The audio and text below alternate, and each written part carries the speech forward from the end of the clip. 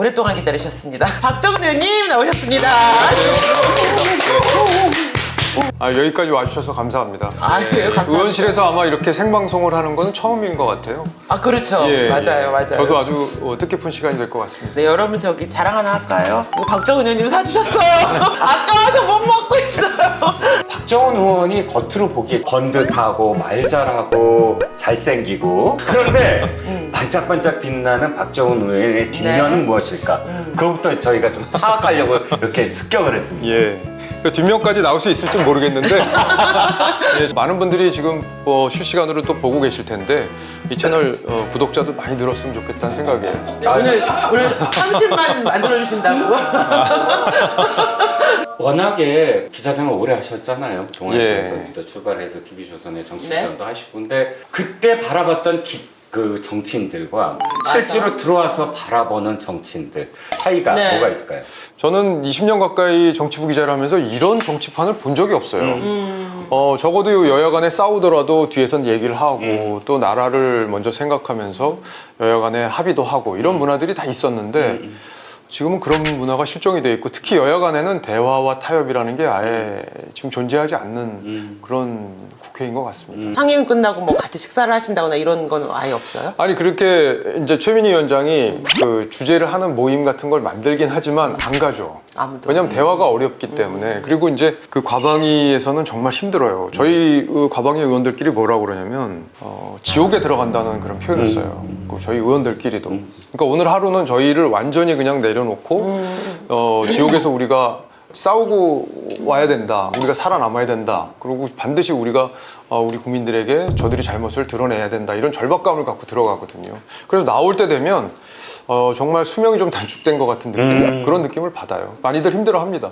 근데 의원님이 이제 처음에 의정활동 시작하시고 나서 지금까지 보면 워딩이 점점 좀 과격하고 세지시고 되게 강경해지고 있어요. 특별히 그런 이유가 있으실까요? 그럼요. 왜냐하면 최민희 위원장 같은 경우에는 의회 독재의 상징적인 인물이 됐잖아요. 그렇죠. 그러니까 추미애, 최민희. 그러니까 민주당 내에서도요. 의원들끼리 저희가 얘기를 해보면 그 최민희 위원장과 김현 간사에 대한 거부감이 상당히 커요. 그러니까 그분들의 움직임이 너무 강하게 나가니까 저도 그걸 대응하기 위해서는 강한 말을 쓸 수밖에 없고 지금 최근에는 한동훈 전 대표를 제명을 하는 징계를 했잖아요. 맞아요. 그게 뭐 제명할 만큼의 무슨 잘못이나 없죠. 그런 것들이 전혀 없고 사실 조작과 또 이것들을 없는 것들을 만들어내거나 이런 것들을 기반으로 이걸 징계를 했기 때문에 너무 국민들 입장에서는 이게 말도 안 되는 상황이 국회 내에서 벌어지고 더군다나 그동안 합리적이었다는 국민의힘에서 이런 일들이 벌어지기 때문에 이건 누군가 앞장서서 이건 크게 문제 제기를 해야 된다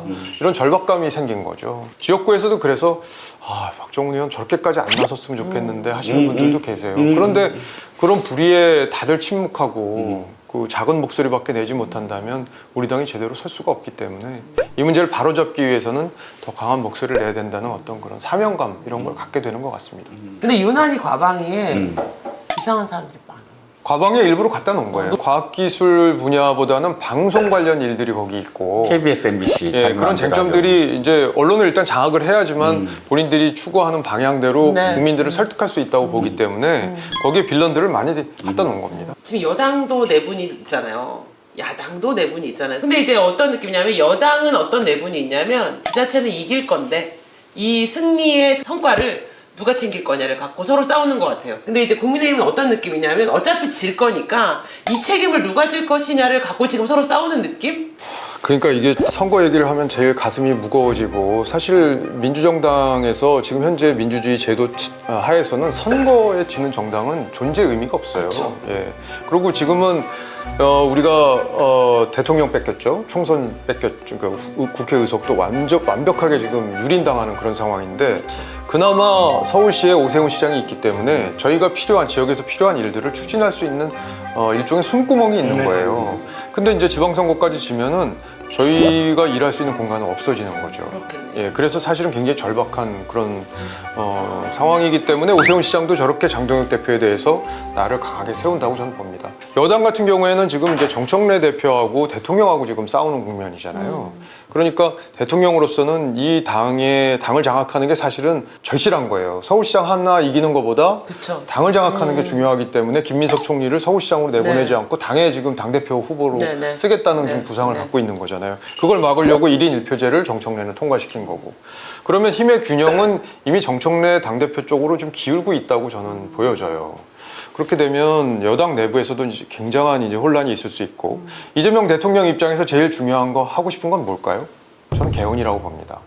그러면 8년 연임제를 해서 네, 네. 자기가 좀 뭔가 성과를 내고 그 이후에 자기가 감옥 가지 않는 수순으로 자기는 가고 싶을 거예요. 그러나 정청래 대표는 마음이 급할 거 아니에요. 그렇죠. 5년만 하고 이재명 대통령이 원하는 거 뭐 배임죄 이런 거 없애주고 그 다음에 자기가 그 다음에 들어가서 대통령이 되고 싶을 거 네, 아닙니까? 네. 그 사이에 지금 충돌이 지금부터 벌써 아. 1년도 안 됐는데 벌어지고 있다고 저는 보고 있는 거예요. 이상하게 이해가 안 가는 게 이재명이 당을 장악을 못 하더라고요, 완전히. 그러니까 대통령이 갖는 거는 사실 권력이라는 건 인사권 외에는 없어요.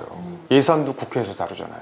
대통령이 추경을 하고 싶다. 그러면 국회로 오잖아요. 국회에서 다 손질해요. 예, 그러니까 결국에는 대통령이 당을 장악 못하면 사실상 허수아비밖에 안 돼요. 네. 최민희 위원장 같은 경우에 과방위에서 막 거친 법안들을 막 통과시키잖아요. 그쵸. 그때 용산에서 지금 청와대에서 굉장히 부담스러워했어요. 혹시 국민들이 이걸 가지고 너무 과하다고 판단할까봐 네, 네. 이 책임을 다 뒤에 이재명이 있겠지라고 국민들이 생각할까봐 걱정스러웠던 거예요. 그러나 그거를 정청래, 최민희 이런 분들이 추미애 이런 분들이 강성 노선을 걸으면서 그리고 뒤에 김어준을 또 네, 김어준을 배경으로. 든든한 백이 있는 거잖아요. 그렇게 밀어붙이는 상황이 된다면 앞으로 남은 4년도 이재명 대통령 입장에서는 내가 이거 대통령 맞나 이런 생각을 할 수밖에 없는 상황이 되는 거예요. 근데 또 그럼 저도 그 생각이 들던데 친명계의 이제 의원들이 있잖아요. 근데 이 중에 소위 정청래나 최민희 등에 필적할 만한 끌거란 스피커가 없어요. 근데 솔직하게 말씀을 드리면 이거는 아부가 아니고요. 의원님이나 배현진 의원님이 만약에 안 계셨다면 친한계 의원님들이 되게 많지만 사실은 되게 이렇게 힘 있는 스피커가 친한계가 없다는 평이 사실 나올 수 있다고 보거든요. 그러니까 이거는 네. 그분들의 어떤 뭐 굉장히 다른 부담스러운 의원님들을 폄하하는 게 아닌데 네. 근데 또 말씀을 듣다 보니까 수도권에서 지자체장을 이런 식으로 만약에 서울시장이나 다 뺏기고 나면 그나마 몇 안 남은 수도권 의원님들이 정말 힘드실 것 같은데요.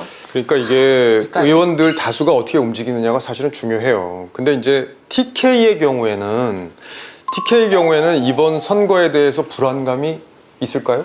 저는 별로 없다고 봅니다. 왜냐하면 군수 선거 또 시장 선거 이런 것들은 어차피 이길 수 있다고 보는 거고요. 그렇다면 이분들은 마음속의 절박감이 저희와 다릅니다. 그리고 PK는 조금 달라요. 네, 다르죠. 그러니까 PK에 친윤을 했던 윤한홍 의원이 먼저 문제 제기를 했던 거 네, 기억하시죠? 네, 네, 네. 근데 이분은 PK이기 때문에 선거를 질 수 있다는 위기감이 있습니다. 그리고 충청도 마찬가지예요. 그러니까 지방선거와 관련해서 위기감이 있는 의원들은 목소리를 내요. 그런데 만약에 이제 대구나 경북에서 뭔가 지방선거에서 다른 얘기들이 나오기 시작한다. 대구 니네 텃밭? 니 안심하면 안 돼. 이런 메시지를 대구에서 TK 유권자들이 내기 시작한다면 그러면 대구 지역 의원들도 생각이 좀 달라질 수 있어요. 위기감이 커질 수 있습니다. 그러니까 그런 상황이 올 거냐 아닐 거냐. 이게 장동혁 체제가 계속 유지될 수 있는지 여부에선 되게 중요한 변수입니다. 그래서 중요한 거는 제가 의총에도 그 얘기를 했어요.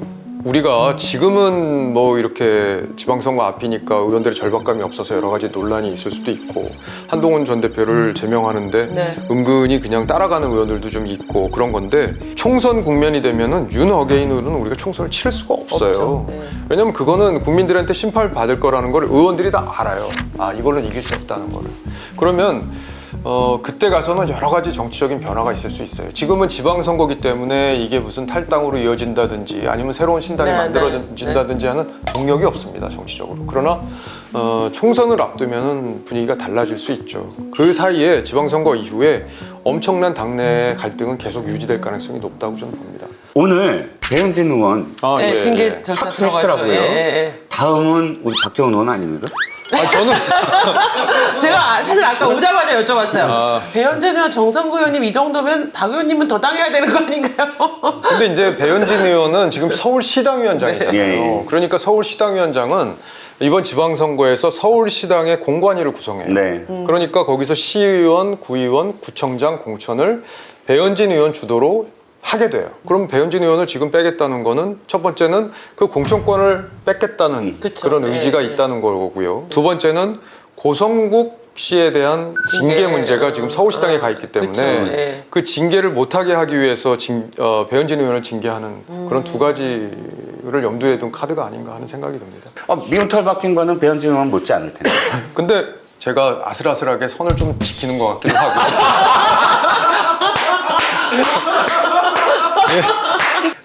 패널들과 이제 방송에서 하면 우리 쪽 패널이에요. 얘기를 하는데 뜻밖의 얘기를 하더라고요. 무슨 얘기를 하면 우리 장동혁 대표가 드라이브를 걸면서 제대로 이제 지방선거 쪽으로 네. 모든 거를 다 바꾸고 있는데 계속 콘서트 같은 거 하고 딴 목소리를 내면 지방선거 패배가 사실은 한동훈 대표 한동훈이 때문이다. 저렇게 한동훈 파와 한동훈이 저렇게 하기 때문이다. 라고 이야기를 하더라고요. 빌드업이라고 그러죠. 그거를 이제 선거가 어려운 국면으로 흘러가고 있다는 거를 부정하기는 어렵기 때문에 선거 패배의 책임이 한동훈 대표에게 있다는 거를 빌드업을 할 것 같아요. 제 생각에도. 그리고 만약에 한동훈 대표가 무소속으로 출마를 한다면 선거의 징계 또 한동훈 대표 때문이다라는 식의 얘기들을 할 가능성이 저는 있다고 봅니다. 그렇다고 하더라도 한동훈 전 대표로서는 정치인이기 때문에 그쵸. 본인이 지금 당한 상황 그리고 이재명 정부를 건전하게 힘있게 견제할 수 있는 세력이 한동훈 세력이다라는 걸 보여주는 그 과정이 필요합니다. 징계를 해서 쫓아냈으니까 아무것도 하지 말라는 것은 또 다른 폭력이라고 저는 봐요. 그래서 한동훈 대표는 국민들에게 이재명 정부를 효율적으로 견제할 수 있는 세력, 그게 진짜 보수라는 표현을 쓰잖아요, 저희가. 그런 세력은 한동훈 세력이다라는 걸 아마 줄기차게 총선, 그러니까 이번 지방선거 때까지 말씀을 하지 않을까 싶어요. 한동훈 대표가 어디 나올까요? 아니 박은호께서는 충분히 알고 계시잖아요. 근데 이제 그런 게 있어요. 지금 이제 제가 좀 솔직하게 좀 말씀을 드릴게요. 솔직하게 말씀하세요. 왜냐하면 각자 의원들 생각이 다 달라요. 일단. 근데 한 대표는 모든 선택지를 다 열어놓고 있다는 게 분명합니다.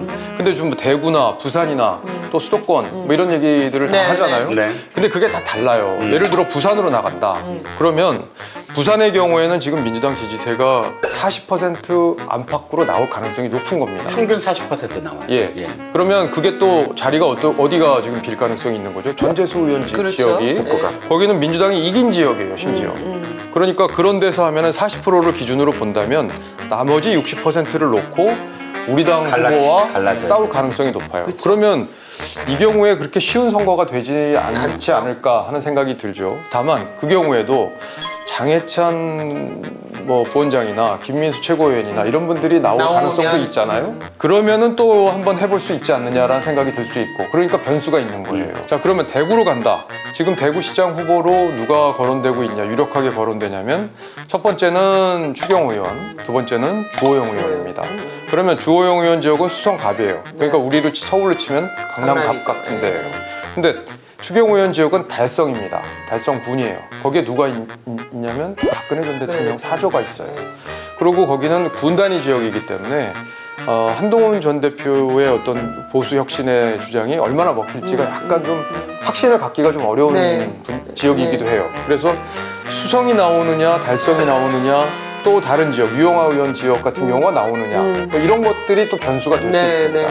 그런데 대구에서 예를 들어 수성갑이다. 그러면 민주당이 20%를 가져가고 나머지 80%를 갖고 우리 후보와 우리 쪽 국민의힘 후보와 또 한동훈 후보가 만약에 경쟁을 한다. 그러면 해볼 만한 거죠. 또 서울에 또 나올 수도 있잖아요. 서울 강남권에 무슨 그렇죠. 서울시장으로 후보가 나와서 거기가 나온다면 또 거기도 해볼 만하고. 왜냐면 한동훈 전 대표가 집이 강남이잖아요. 그러니까 그런 것들도 가능성이 있기 때문에 지금 어디로 나간다 이런 것들이 정해진 건 아니에요. 그래서 제가 대구에 어디로 나갑니다라고 얘기를 못 드리는 이해 아마 우리 시청자분들 보시면 그렇겠구나라고 지금 이해를 좀 하실 것 같아요. 진짜 보수라는 컨셉이라는 게 저는 굉장히 좋아 보여요. 예, 우리가 이제 보수라는 거는 사실 굉장히 합리성을 띄어야 되고 국가의 미래와 그리고 이런 것들에 대해서 굉장히 고민해야 되는 사람들이 모여 있는 이렇게 심각한 얘기하는데 네, 또 네. 야구하는 영상이 나와요. 이렇게 심각한 얘기하는데 네, 또 네. 야구하는 영상이 나와요. 죄송합니다. 제가 산만해서요. 아니요, 괜찮습니다. 예.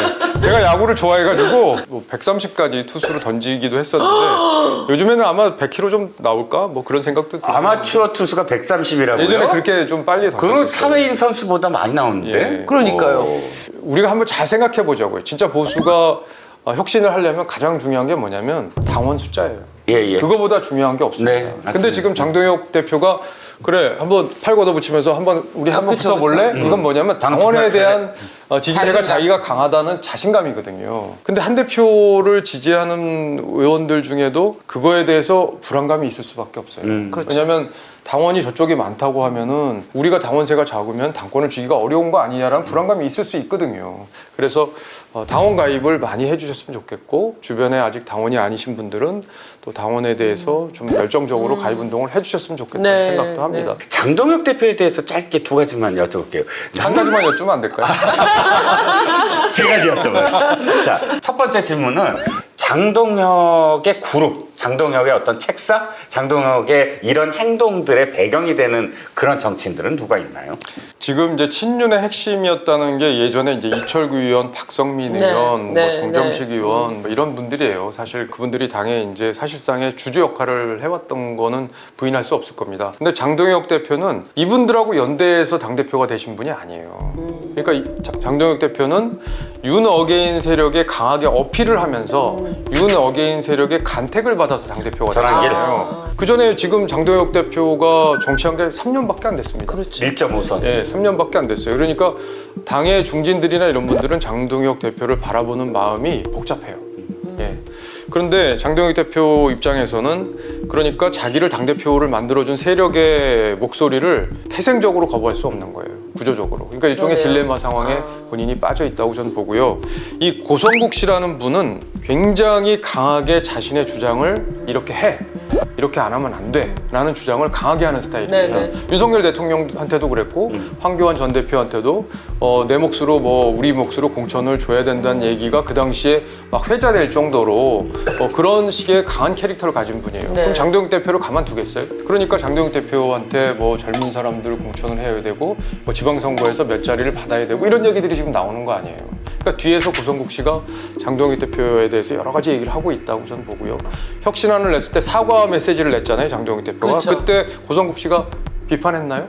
안 했어요. 안 했죠. 그거는 조율이 됐다고 저는 보는 거예요. 이 부정선거와 관련됐던 윤호개인과 관련된 압박이 점점 더 심해질 수 것 있죠. 같아요, 장동혁 대표한테. 그쵸. 그러면 장동혁 대표가 전혀 절연 못하고 따라간다면 그야말로 그것 때문에 망하지 않겠습니까? 아까도 말씀드렸지만 의원들의 생각은 저는 지방선거 이후에 강해질 거라고 봐요. 지금은 다수의 의원들이 한동훈 대표에 대한 거부감이 커요. 그런데 장동혁 대표에 대한 거부감도 강합니다. 근데 지금은 칼자루를 장동혁 대표가 줬으니까 그냥 가만히 보고 있고, 그렇다고 한동훈 대표가 지금 들어와서 당권을 졌을 경우에는 우리 TK나 PK의 영남 의원들이 우리 다 날아가는 거 아니야? 이런 불안감이 있거든요. 근데 제가 이 자리에서 말씀드리지만 한동훈 대표가 그런 생각을 갖고 있지 않아요. 누굴 다 날리겠다 이런 생각을 갖고 있지 않고 다수의 의견을 어떻게 잘 조율해서 이 당이 합리적인 보수로 갈 수 있게 네. 역할을 다 하는 그 에너지를 만들어내는 데 관심이 있는 거지 누구를 다 날리겠다 이런 생각을 기본적으로 갖고 있지는 않습니다. 그래서 그런 혹시라도 불안감이 있거나 거부감이 있는 분들은 그런 생각을 좀 안 하셨으면 좋겠어요. 기본적으로는.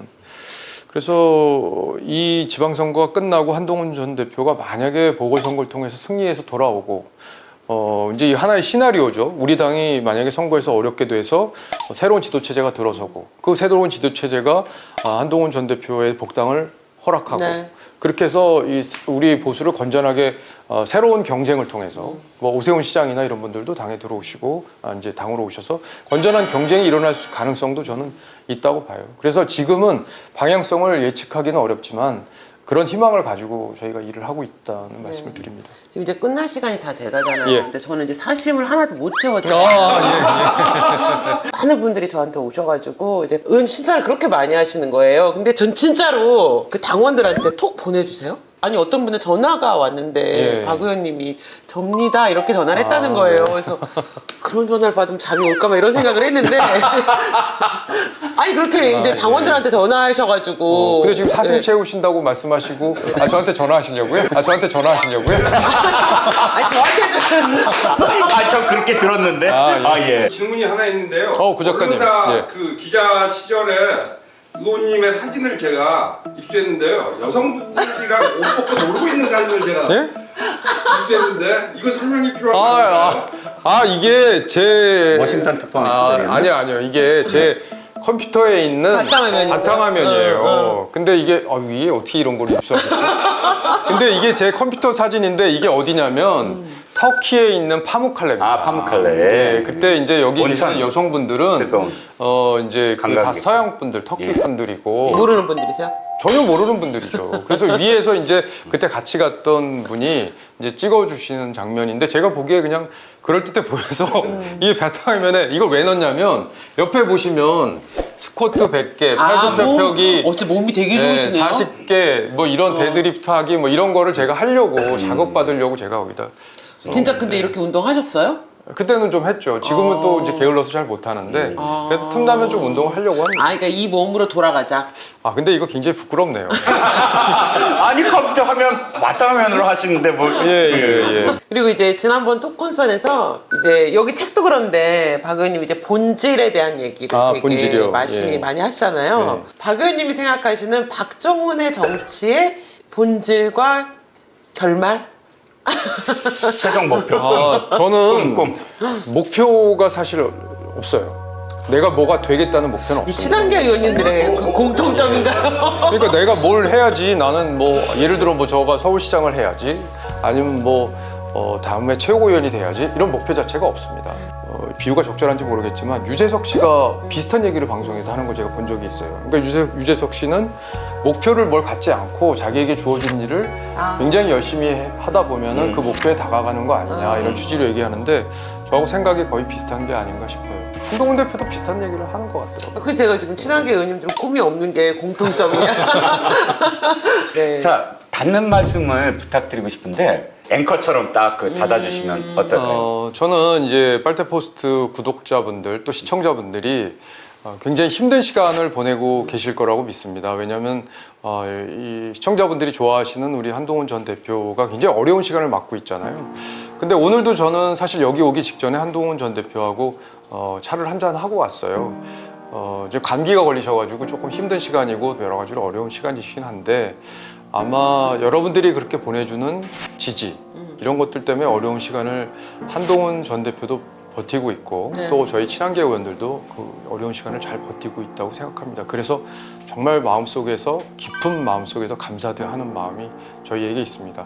저희를 믿고 지켜봐 주시면 저희가 꼭 우리 당을 혁신하고 그리고 우리 당의 또 주역이 돼서 보수를 새롭게 만들고 우리나라를 좋은 나라로 만들 수 있도록 저희가 그렇게 할 테니까요. 믿고 저희를 지지해 주셨으면 좋겠습니다. 오늘 감사드립니다. 감사합니다. 너무 감사드립니다. 네, 좋은 주말 되고 일요일에 뵐게요.